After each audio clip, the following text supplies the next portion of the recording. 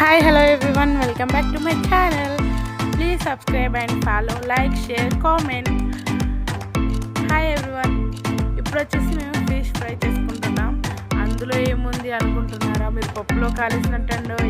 మేము fish curry చింతపండుతో కాదండి, టమాటోస్తో చేసుకుంటున్నాం. అదేంటక్క చింతపండుతో ఎందుకు చేసుకోవట్లేదంటారా? ఈ జనరేషన్లో అందరికీ ulcer problems and health problems. చింతపండు మరీ అంత హెల్త్ కూడా అంత మంచిది కాదు కదా, బట్ మనకేమో ఫిష్ తినాలనిపిస్తుంది. సో అలాంటప్పుడు tomatoes is the best option. ఇది చింతపండుని మనకు టేస్ట్లు ఇస్తుంది అండ్ హెల్త్ కూడా మంచి బెనిఫిట్స్ ఉంటాయి. సో నా స్టైల్ ప్రిపరేషన్స్ చూద్దామా, చేయండి. సో ఫస్ట్ ఒక కడాయి పెట్టుకొని అందులో కాస్త ఆయిల్ వేసుకోండి, కొన్ని మెంతులు అండ్ ఆనియన్స్ వేసుకొని ఆనియన్స్ మంచిగా గోలిన తర్వాత కొన్ని చిల్లీస్ వేసుకోండి. ఆ చిల్లీస్ మంచిగా గోలిన తర్వాత కొద్దిగా లైట్ అల్లం వెల్లిగడ్డ పేస్ట్ వేసుకోండి. అల్లం వెల్లిగడ్డ పేస్ట్ ఎప్పుడైనా కూడా అది కొద్దిగా స్మెల్ పోయేంత వరకు దాన్ని మంచిగా ఫ్రై చేసుకోవాలి. అండ్ నెక్స్ట్ కొద్దిగా లైట్ పసుపు అండ్ సాల్ట్ వేసుకొని ఇంకొద్దిగా వాటి స్మెల్ పోయేంత వరకు వెయిట్ చేసుకోవాలి. సో ఇప్పుడు మనం సైడ్ కట్ చేసి పెట్టుకున్న టమాటోస్ ఉంటాయి కదా, నార్మల్గా అయితే మీరు సిటీస్లో ఉండే వాళ్ళైతే టమాటోస్ పేస్ట్ చేసుకోవచ్చు.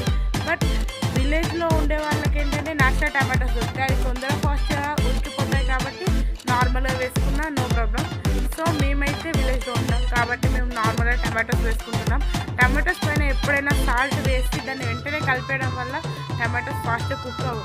సో జస్ట్ సాల్ట్ వాటిపైన స్ప్రింక్ చేసి వదిలేయాలి.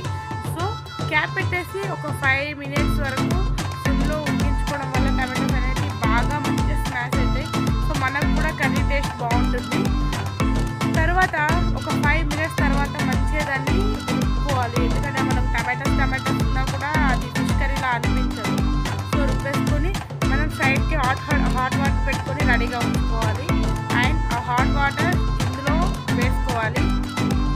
అంతకన్నా ముందు కొద్దిగా లైట్గా ఉప్పు, కారం, మసాలా అన్నీ వేసుకొని ఇవి మంచిగా మరిగించిన తర్వాత కారపొడి అన్నీ వేసుకున్న తర్వాత వాటర్ పోసుకొని ఆ వాటర్ మంచిగా ఈ టమాటోస్ అండ్ ఆ వాటర్ అనేది మంచిగా మసిలి అది ఒక చింతపండు పులుపు ఫ్లేవర్ వచ్చేస్తుంది. సో తర్వాత మనం సైడ్కి తీసి పెట్టుకున్న ముక్కలని మంచిగా ఇందులో ఆ పులుపు మసిలే టైంలో వేసేసుకోవాలి. సో అలా వేయడం వల్ల టేస్ట్ అనేది బాగుంటుంది అండ్ మనకు ముక్క కుక్ అయినట్టు అనిపిస్తుంది. సో ఫస్ట్ వేయడం వల్ల ఏంటంటే ముక్క అనేది చినిగిపోయి ముళ్ళు అక్కడిక్కడ పడిపోయి చిన్నపిల్లలు ఉంటారు కదండి, సో దానివల్ల ఇబ్బంది అవుతుంది. సో ముక్కలు వేసేసిన తర్వాత వాటిని వెంటనే కలపకుండా కొద్దిసేపు క్యాప్ పెట్టి ఉంచండి.